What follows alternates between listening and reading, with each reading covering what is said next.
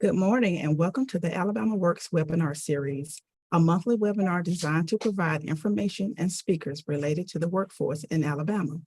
Past webinars are available on the AlabamaWorks website at alabamaworks.com. And now your host, Tim McCartney, Chair of the Alabama Workforce Council. Good morning, everyone. Welcome to the August 2022 Alabama Workforce Council monthly webinar. We're glad that you're here with us today. We have some really good speakers with some very important information for you. Stephanie McCullough, who is the Executive Director of North Alabama Works, will join us to bring us what all is going on in the North Alabama region, which is a lot according to our previous conversation. Then we'll have Mrs. Jill Corbin, who is the brand strategist for the Alabama Works. And Jill's going to give us a report on the results from the recent Employer Talent Recruitment and Retention Survey. Following Jill, we'll have Dr. Alex Ruder, who is the Principal Community Economic Developer Advisor for the Federal Reserve Bank of Atlanta. He joins us today to provide his perspective on measuring the shadow labor force. That ought to be interesting. We have Mr. Gerald Nix, who's a Senior Statistician for the Alabama Department of Labor. And Gerald's going to join us to launch the Alabama Talent Development Dashboard. And as always, Nick Moore, who is the GOAT, will provide us with a state labor update. Nick's going to have to leave us early this morning, so instead of our normal letting Nick end the program, we're going to let him speak first. Nick, are you with us? Ready to go?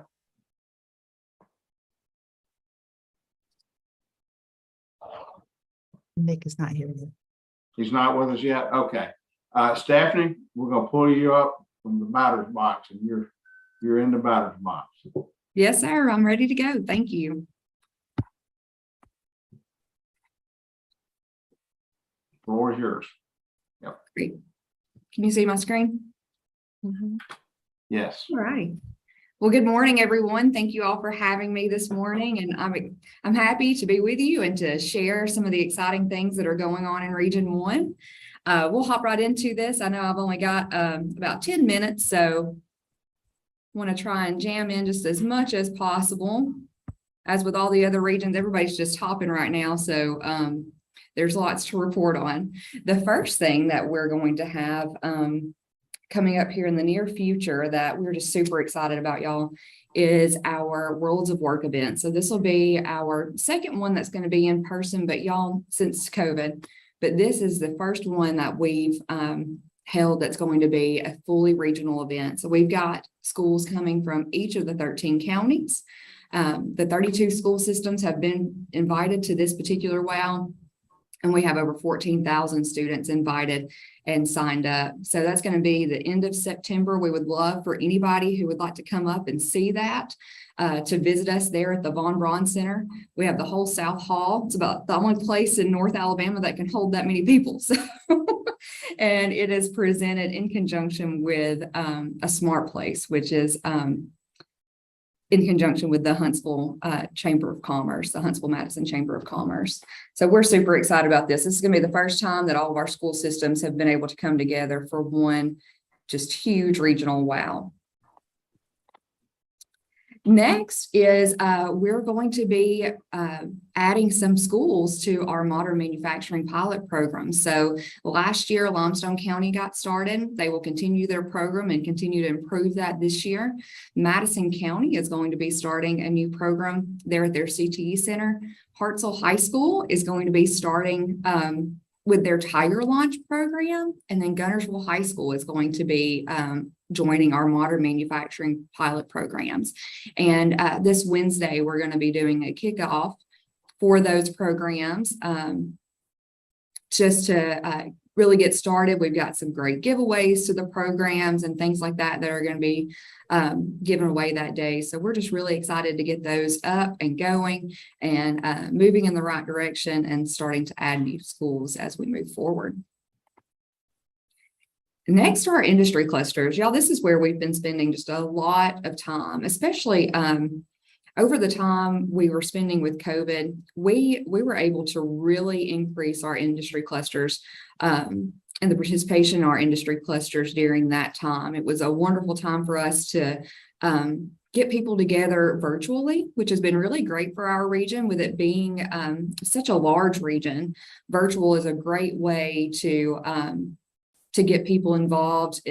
For an hour-long industry cluster, it's great for them to be able to pop on a webinar, have some good conversation, learn about some resources, and not have to leave the office. So we are going to continue those monthly webinars. We're going to be combining those cluster meetings to continue to help our industries understand more about resources that are available and have some specific conversation that will break out into different rooms for those industry clusters. But then we're also going to be adding our quarterly in-person meetings starting this month again. So those will be in conjunction with our summits, and that's coming up the end of August. So we're really excited to get those started back in person. This last year, we've just seen a ton of activity with our industry clusters. One of the ones I wanted to kind of talk to you about today and just highlight is our aerospace cluster. So it's a little different than some of the other clusters throughout the state. It's pretty specific to Huntsville. But one of the things that has come out of that cluster, and I really wanted to highlight this one because it just shows how our different entities are working together. So we had a conversation with our aerospace industry folks, and it came to our attention that non-destructive testing is a huge need. And there is no kind of program that really even exists for that any closer than Oklahoma. So everybody was having to send their people to Oklahoma. And just so you get an idea of the need for this, every single thing that goes up in space that has a weld has to be certified. So you can imagine we need a lot of non-destructive testing technicians. We also opened that up for conversation with our manufacturers and our construction folks and heard a lot of the same things. So AIDT and our community colleges responded very quickly. AIDT started a short-term program there at the Robotics Technology Park. And that class has already been held in June just to get some short-term training going and to kind of fill that need in the short term. And Calhoun Community College has already added that to their aerospace technician program and some of their other programs. They're looking into short-term options now. And we got a request for training through our request for training for non-destructive equipment so that Drake State can also provide that training in the future as well. So that need has come to the forefront, and we've been able to really jump in there and take care of that. And that has just been a wonderful thing for our region, and we're just so excited for our companies to have that as well. So that's just one example of one of the ways our agencies have come together to respond to a need and did it rather quickly. Also, an increase in resources utilized is something that we've seen outside of within our industry clusters as well. So I wanted to tell you just a little bit about some of that resource utilization. AWSP has been a wonderful thing for our region. It has been a great way to bring our agencies together, to work together, but also a great way for us to help our companies. So as of Friday, we had a 3-member panel meeting Friday afternoon. And as of Friday, we have 29 company contracts approved, 2,740 participants approved, and over $2,375,000 in training approved through AWSP. And so those are looking to be we've already started a ton of training. We've got some of that training already paid for. And so we are looking forward to getting a lot more of that going and looking forward to this next year and how we can continue to increase that. One of the great things about AWSP though, is that our grants, one thing that we're really excited about is that we have seen grants awarded across the region. So that's one thing that has been really great to see. And then we've had training in each of the 5 industry sectors. So that's really cool too, that we're seeing a wide range of that. I wanted to kind of end with a little bit about our nonprofit network. So we're always talking about the non-participation rate and how to get people involved and into those training programs and all who are maybe not participating. So one way that we have found to do that is to work with our nonprofits locally and pulling them together to help them understand resources, to connect with one another, and to collaborate on workforce development projects. So we've started doing these quarterly. We've started some in-person meetings as well. We've got some tours. We're helping nonprofits understand, not only what some of our state resources are, but also what are each other's resources. So it's been a great thing getting them together and really building that network and working towards helping their participants in those nonprofits to get engaged in the workforce. One of the things that I wanted to really highlight here is some of the things that we've been focusing on with those nonprofits and some of the things that we've been seeing as far as our labor force and our non-participation rate goes. So we've been tracking this since December of 2021. And one of the things that we've seen since December is just a huge population increase. So Tim, you said earlier, there's just a ton going on up here, a lot of growth. And you can see that just from the population increase of over 8,000 people who have come to the area. Also, the labor force has increased just since December, almost by 14,000. But what that means, and this is one great thing that we've really been talking about with the recruitment efforts that have been going on by the state, especially AIDT, to get people to move to our state. The more that we see people move to our state, just as we're seeing people move to Region 1, is they're moving to work here. So that automatically helps our non-participation rate because they're going into that participation category.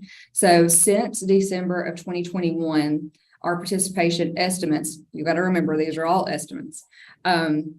It has went up 0.9%. So that brings us up to, in May, 61%. So we're hoping as that continues to increase and those efforts continue to move forward, we'll continue to see that growth. And we're just super excited about that. So we wanted to make sure that we highlighted that today with you all. And that's all I've got in 10 minutes. So I kind of shortened it down to the big highlights for the region. But I wanted to say thank you. If you have any questions or want to learn more about any of the programs that are going on here in Region 1, there's tons more, but we don't have time for that today. But you have my email address there and my phone number. Also would like to encourage you to sign up for our weekly newsletter or follow us on social media, and we would be happy to get you connected. And Tim, that's all I got, unless anybody has any questions. Well, thank you, Stephanie. And Nick Moore has now joined us. But Stephanie, thank you so much for the information. And that's terrific information and news.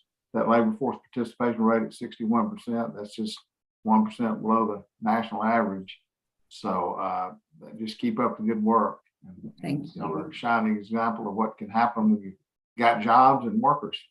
So thank you again. Thank you, sir. Nick, we're going to squeeze you in now. I'm sorry you had trouble getting on this morning, but the floor is yours. I know you've got a meeting with the governor here soon. Okay, good morning, everybody. So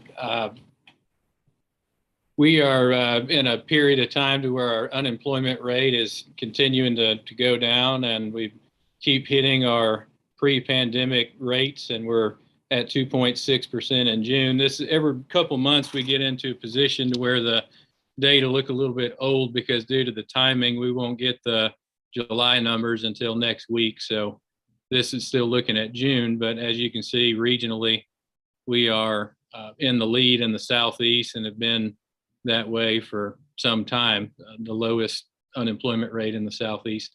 Labor force participation rate continues to tick up, but we as a state are still continuing to need to increase that rate, try to get to where we were pre-pandemic.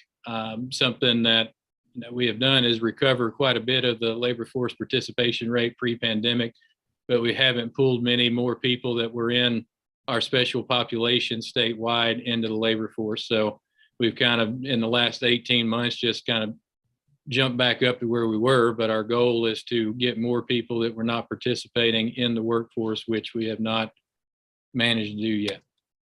I'm not going to focus too much on this because I know Stephanie has already given a good update on Region 1, and they're doing a great job up there at 2.9% and lowest in the state. But as you can see here, some of our regions have a little bit higher. Region 7 at 3.9%, Region 5, 3.6. This gives you just a little bit of a snapshot of how this is adjusted over the last couple of months. And we've seen a little bit of variation between the regions, but not much. Unemployment rates kind of looks like a bunny slope of at a ski slope or something, where we've just trended down over the last year. So that's the kind of graph we want to see. And labor force participation is also kind of, we wish that line would be a little bit more straight, pointing up and to the right, but not quite. But we continue to kind of bob and weave on that a little bit, but we're trending in the right direction. We've also seen total job postings increase almost 62% compared to January of 2020, which is huge. A lot more opportunity, a lot more open positions for people that are looking for a change or looking for to enter into the workforce. And as of June 3rd, the wages and employment for people in the bottom wage quartile has decreased by 24.7%. So that's where we've got to do quite a bit of work and getting more people that have maybe been employed in lower wage jobs, getting those into our middle wage jobs. And there's plenty of those out there. And so where these two connect is that a lot of these new jobs are higher wage, middle skill jobs. And then so we see here, there's plenty of people that could take advantage of that opportunity. So that's all I've got for you today, Mr. Chairman. Appreciate it. And see you next month. Well, thanks very much, Nick. That's always good information to have, and appreciate it. I know you're busy, got to run, so good luck on your meeting. Our next speaker this morning is Jill Corbin, who is the brand strategist for AlabamaWorks. Jill, the floor is yours. Thank you. Good morning. How is everyone? Not that you can respond. I am going to share with you all some results from a recent survey that the Alabama Workforce Council and AlabamaWorks introduced to the state of Alabama to try to get some insight on retention and recruitment in the state among employers. So it was done in July. There were 405 respondents from all over the state of Alabama. And these are just some highlights of some of the key insights we found: that turnover is higher among the blue collar employees and hourly wage earners rather than salaried and white collar. It wasn't significant. So it was 23% and 21% versus 16%. But you do see higher turnover among the blue collar and hourly wage rate employees. And there's something interesting too, is the greater the size of the firm, the more significant the turnover was. So smaller firms had smaller turnover. I don't know if that surprises any of you, but that was a finding that the survey found. Not surprisingly, money and pay was the leading challenge to retention of employees. And then it was followed by effort, work-life balance, location, transportation. So unaided, that means just they asked them an open-ended question. 49% referred to money and pay being a leading issue. But when they actually broke down the reasons, and they could list more than one reason, over 83% of the reasons that employees left their current position were concerned with money, and that some of that was better benefits, 19%, or better pay elsewhere, 48%. So it's interesting that still pay, even though benefits has to do with money, still better pay led the reason that people are jumping jobs. So we asked the employers how this impacted them as a business. And 29% of the respondents said that they had to take an action due to this employee shortage. And those actions could have been turning away contracts, not bidding on work, or reducing their production. So due to the employee shortage. So it affected, almost 30% of employers. And then we get to incentives. So everyone has heard about the bonuses and sign-on bonuses and incentive bonuses and production bonuses. So when we ask, out of the 405 employers, over half, at 51%, responded saying they had used at least one incentive to recruit or retain employees. Sign-on bonuses led the way with this type of incentive, but there were other types of bonuses that you can see that make up that 51%, which is interesting across the state of Alabama. This is something we had not seen in the past few years. So the larger the firm, we have read that we saw earlier that the larger the firm, the higher the turnover, but also the larger the firm, the greater likelihood they were to have increased wages in the past 6 months.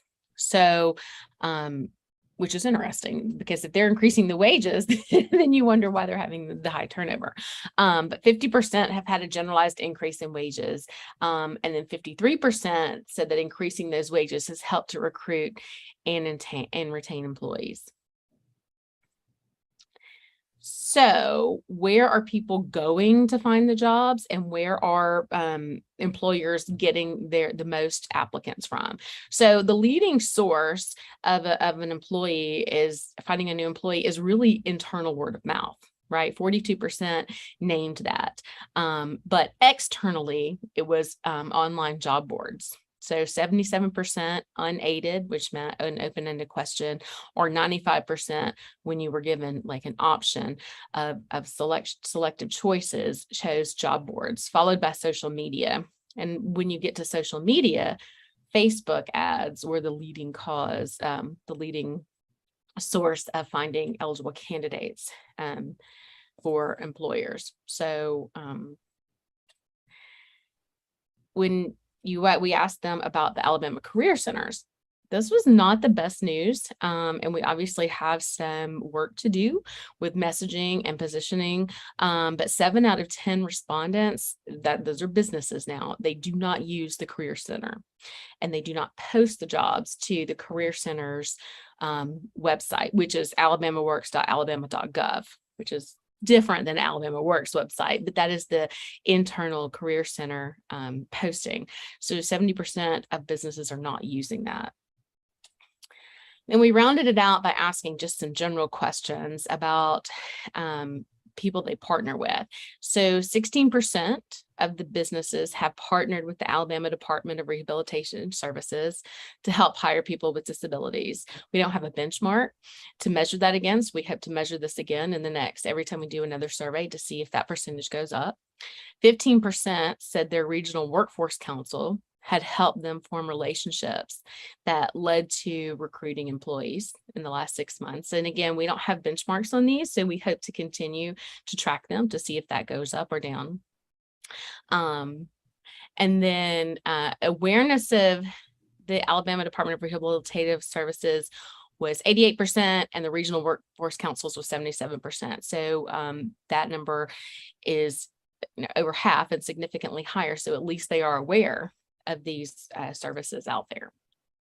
So we really just kind of wanted to take a snapshot and look at where Alabama stands. And that's just a very quick overview of the businesses as far as retention and recruitment in the state.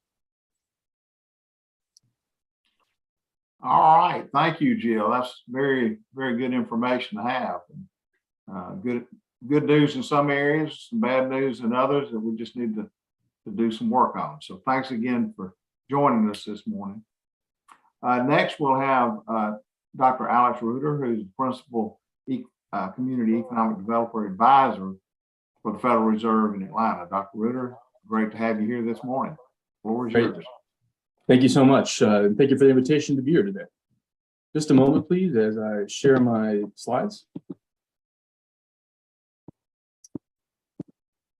I'm going to pick up on what both Stephanie and Nick were talking about. So we go back to the labor force and labor force non-participation. I liked where Stephanie's presentation was going about how local areas are thinking about strategies to increase labor force participation. And they were particularly leveraging the nonprofit community. And then Nick was, of course, talking about the data and how the state is overall trending back towards that pre-COVID level. So I'm going to show you some early work today that we're trying to inform the state about what are some of the reasons why the labor force is currently underutilized. So the talk is labor force underutilization measures. Yeah, this is some early work by myself and my colleague Pierce. As you can see in the lower part of this title slide, these are still preliminary results. And of course, they do not necessarily reflect the views of the Federal Reserve Bank of Atlanta or the Federal Reserve System. So let's start out with one way I like to think about workforce and economic development goals. So what can we think of as a very general goal of workforce development? And I'm just proposing this for you today. And we could say that goal is decrease labor force underutilization by doing two things. One, increasing labor force participation of those not in the labor force. So that is increasing the labor force participation rate. And then the second is increasing the utilization of workers already in the labor force. So what does that concretely mean? That concretely means that we want to bring folks back into the labor force, of course, that are currently not participating. And then if we look at those that are currently working, are they underutilized? Now, to meet these goals, if we actually care about increasing labor force participation and reducing underutilization, we have to know why the labor force is underutilized. What are the underlying causes of that underutilization? And that's what the presentation today is meant to give us an idea. So let's look at two perspectives of this underutilization. Again, we have individuals not in the labor force, and we have individuals in the labor force. And let's start out on the left. So this is really looking at labor force non-participation, those currently not in the labor force. Okay. Now there's one particular way that's very useful to look at this. And this is a diagram from the Atlanta Fed's labor force participation dynamics tool. And what this is giving us an idea of is the definition of the shadow labor force, which is the title of today's talk on the agenda. So what is the shadow labor force? If you look on this graphic on your screen, we can decompose everyone that's not in the labor force in two broad categories. Let's go to the right side of your screen. You see how that response is saying that we've interviewed everyone that's not in the labor force, and some of them are saying they don't even want a job. Right, so if you went out and interviewed everyone that's not in the labor force, which is what the current population survey does, they will give these responses. Well, why aren't you in the labor force? Well, I'm in school and I don't want a job because I'm busy in school. I have a disability or illness. I have family responsibilities. I'm retired, or maybe some other reasons. The important thing is they do not want a job. But there's a different category, and that's on the left side of your screen, and that's saying that the worker does want a job.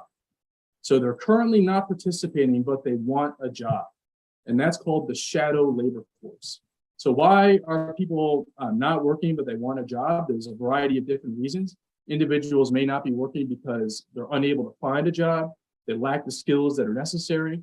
They personally think there's just no jobs available. Or they could say any reason on the right side of your screen, such as being in school, but they're actually wanting to work. That's the distinction. So you may be wondering, well, why is this shadow labor force important? Well, individuals in the shadow labor force are about 6 times as likely to flow back into the labor force as those who do not want a job. Right, so this is giving us, so 6 times as likely. So if we look at the folks in this shadow labor force and we identify, well, how big is that population? We can at least have some confidence that they're going to be much more likely to come back in if we provide the necessary resources and support. This is some analysis that we've been doing using a new dashboard to break down, who is actually not participating in the labor force and why not. So this is a somewhat complex figure to go through in a webinar, but I'm going to ask everyone to focus on the far right bar there. You can see it's orange, it's light green, sea green, blue, purple, green. And what this is showing you is everyone that's not participating, you can see this first arrow says labor force non-participation rate, about 43%. So that's, labor force participation rate right now, Alabama is about 57%. So those not participating is about 43%. This is breaking down for us the reason why not. So about 20% are saying they're retired. About 9% are saying it's due to a disability or illness. About 5.5% are saying it's because of family responsibilities. About 6% are saying it's because they're in school. And then all the way down here at the bottom of this chart, you can see this green area, and that's the shadow labor force. So it's about 1.3% of the non-participation population is actually the shadow labor force, right? And they're about 6 times more likely to re-enter the labor force. So that's good news. We're identifying one population. We're going to have to, the next step would be to figure out, well, why is the shadow labor force specifically not participating and what can we do to help? And we'll cover that at a future webinar perhaps. So what have we done so far? We've identified how large the shadow labor force is in the state of Alabama this year. The good thing about this tool is we could break it down by year, by education level, by industry, gender, age, and a number of other characteristics. Now, an important dimension as well is individuals in the labor force. How do we increase the utilization of folks in the labor force? Now, it might help just to kind of refresh our memory of what we mean by the labor force. So the labor force is defined as everyone that's currently unemployed but looking actively for a job, those that are employed part-time for non-economic reasons. Right? So you're working part-time and there's some reason why you're not working full-time. You're employed part-time for an economic reason. And that's going to be an important category. You're employed part-time for an economic reason. And then you're employed for some other reason. So all of these categories added together is the actual labor force. So let's look at the labor force. So again, this is a very similar chart than the one we were just looking at, but now we're looking at the labor force participation. You can see it's about 57% of course in Alabama, as we saw in Nick's slides earlier. What this is showing you is that about 46% of the labor force is a full-time worker. About 8.8% is actually part-time for non-economic reasons. That little red area there is part-time for economic reasons. And then the top categories are the unemployed. What I like about this chart is it's actually showing us for those in the labor force, we have underutilization of about 11% of the labor force. Right, so that's a pretty sizable number of people that would be considered underutilized by these definitions. So where are we right now? We've identified the shadow labor force and this underutilization of folks that are actually in the labor force. Both key populations for workforce development efforts to target. Now, finally, I think an important part of anyone in this webinar that wants to develop strategies, right, to bring these folks back into the labor force and to increase utilization. Well, you need to actually know why not. Why are they not participating or why are they underutilized? This analysis we've done can actually break down for us the reasons why folks are underutilized. So you can see in this chart, we're going to actually break down. I've highlighted the first category we're going to look at in this red box. We're going to look first at all the workers that are part-time for economic reasons. Well, this is telling us that the most common reason why folks in Alabama are saying they're only working part-time, about 0.8% of the entire labor force, is they think it's because of there's just not good enough business conditions locally for them to find full-time work. Right? They can't find that job. Right? And that's related to the second one, could only find part-time work. So they were looking for a full-time job and they just couldn't find it. I think both of those suggest that there's a skills gap. Right? If you have a part-time job and you're looking for a full-time job, you just can't find one. You may need to have some kind of skills training in order to get to a full-time job. Part-time non-economic reasons. This is very useful as well. It's going to show us all the reasons why folks are saying they're part-time for non-economic reasons. Let's ignore the most common category, full-time work week, that actually doesn't have too many implications for this. But about 1.6% are in school or training. Right? So that's likely a very good thing. Family personal obligations is the next most common category. Much farther up the list, I think this is actually still important for everyone on the webinar note, you have childcare, right? So about 0.4% of the labor force are saying they are working part-time because of childcare, right? And I think everyone on the call recognizes the importance of childcare for workers today. And then finally, the unemployed. The point of this lower section of the chart is just to help us understand, well, what are the characteristics of the unemployed? And what this is telling us, and I think this is the most important one to look at here, is actually, luckily, the least common category here are those employed 1 year or more, right? Obviously, the long-term unemployed, if you're long-term unemployed, meaning a year or more, that's going to pose even more barriers for you to come back into the labor force. So the most, I think, an encouraging thing here to see is that of the unemployed population, short-term unemployment seems to be the most common characteristic. So what have we done today? Before I conclude, I just want to remember, I think as you all, as practitioners and professionals, are thinking about strategies to increase labor force participation, decrease underutilization, you have to have some idea of, well, why are people fully utilized? Because it's really hard to develop a strategy if you don't understand the underlying reasons why. Okay? So what this analysis is trying to help you do is to really kind of pinpoint some of the reasons why people are saying they aren't fully participating in the Alabama workforce. Right? And hopefully this kind of analysis can lead to the development of strategies to improve it. So thank you very much, everyone, for your time, and we'll conclude and pass it back over. Well, thank you so much, Dr. Reuter. That's very, very interesting information and stuff we've got to study on and get these people back in the workforce. So thank you so much. We always enjoy having you over here with us. So have a great rest of the week. We'll see you again soon, I hope. Our next speaker will be Mr. Gerald Nix of the Alabama Department of Labor. Gerald is going to talk about the development of the Alabama Talent Development Dashboard, which he's been very involved in. So Gerald, the floor is yours. Great. Thank you very much for having me this morning, and appreciate the opportunity to present this. So in a nutshell, I had received an email with a laundry list of items from Nick asking questions about some of the talent and some of the workforce development that's going on in the state. So I scoured the internet for publicly available data sources in order to answer a majority of those questions. So I'm going to share my screen here and we'll take a look at the dashboard.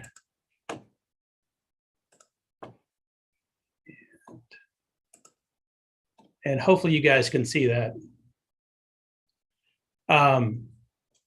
So developing this in cooperation, like I said, with the Governor's Office of Education Workforce Transformation, really we began looking at the means of understanding the talent supply in each workforce region within the counties, within zip codes, trying to determine where the talent supply maybe could be analyzed in order to determine better pre-K access, post-secondary attainment, and then any barriers that may stand in the way of people getting into the workforce. So on the first slide, we're going to look at talent supply and specifically looking at pre-K locations. So this is provided by the Alabama Department of Early Childhood Education. So these are going to be the identifiable locations across the state by county. So you can see where there's a greater population density with Birmingham, Montgomery, Mobile, Huntsville, those areas. You're going to see a greater density of those pre-K locations as well. But as we look at the map, you get to some of the outlying more rural areas, and we can see that there's fewer and fewer locations, some counties even having only one pre-K location available for use for the community. So, that is one way where we can possibly determine what might be a pre-K desert, if you will, where we're underserving a community in need of additional access to that resource. As we go to the next slide, this is going to be the attainment. So on the left-hand side, you're going to see basically a roll-up of the regional workforce areas and the educational attainment as determined by the census. And so you can see the table on the left for the summary for each one of the regions. There's a drop down at the top. So if we wanted to look at, say, Region 7, we can choose that region. The numbers down below in the table will reflect that region, the counties within there. And then the map on the right-hand side, you can see what I set up is the population with at least some college education. So you can highlight each county across the state. As we look at Jefferson County, according to the census report, the S1501, there's almost 289,000 in that county that have at least some college education as they're counted through the survey. Next on the dashboard is going to be the populations with barriers. So, looking at some of the barriers that stand in front of people that are, trying to get into the workforce, or maybe they're in the workforce, but they're afraid to step forward as far as getting into new skills, new training programs, the fear of loss that they're not going to have access to some of these programs to support their families. What I've got set up here is a table looking at the household count by characteristic. So each of the 67 counties is represented here. We just have to scroll to the right in order to see each one of those. If we take a look at just Calhoun County, you can see that there's roughly 3,700 households in that county with no children under the age of 18 that have some kind of food stamp or SNAP assistance within that county. And then you can see that down below, households with children under 18, there's almost 3,400 households within Calhoun County that are using some kind of food assistance or SNAP program in order to supplement their income according to the Census Bureau. So taking a look at the SNAP programs and food assistance, I decided to take a little bit deeper dive into it. So on the next slide, what we see is a map of the state. And this is going to be broken down by household count and zip code. So if we wanted to take a look again at Calhoun County, since that's when we looked at a minute ago, once we use that drop down to isolate Calhoun County, we can see the zip codes that fall within the county, and we can see the density by color. So the brighter the color, the lower the percentage, the darker the color, the higher the percentage of households that require some kind of food stamp or SNAP program for assistance. So we can see that zip code 36205 within Calhoun County has roughly 15% of the households in that county using some kind of SNAP or food assistance. And then 36201, almost 15% having some kind of assistance or SNAP program being utilized. Next on the populations with barriers is going to be those who poverty is determined for. So on the left-hand side, we have a table set up so we can look at the different demographics by county. So you can see Autauga County is on the screen right now. And there's roughly 3,200 that are under the age of 5 that have that determination for poverty, 35 to 64 years old, 22,138, and 65 and over 8,000. And then we also see a breakdown by gender as well as the total for the county. The map on the right-hand side is going to be just that total count. So you can see as I highlight Autauga County there, you can see the 55,181 for the total population there.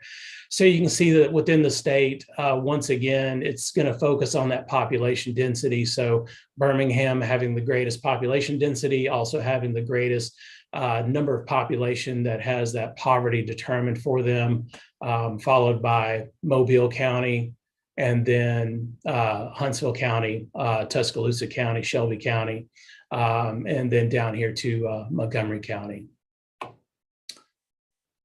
Next on the dashboard, this is going to be populations receiving disability. So kind of the same story, different slide.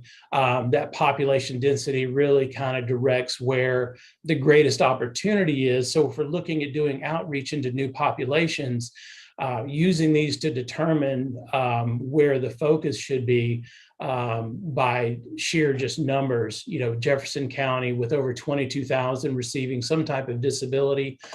This comes straight from the Social Security Administration. Mobile County with 14,923, and Montgomery County with almost 9,500. And then you can see Madison County, with almost 6,700 there for receiving disability. Next in the slides is going to be internet access. I know this has been a huge topic as we came through the pandemic, and with the number of students that have been schooling at home due to classes and schools being shut down, seeing the number of households that do not have access to internet. So you can refine this by county. So if we were to look at, say, Clay County, you can see that without an internet subscription, there's roughly 1,400 households within Clay County alone that have no internet subscription of any type. And then you see a breakdown of the different types surrounding that on each side.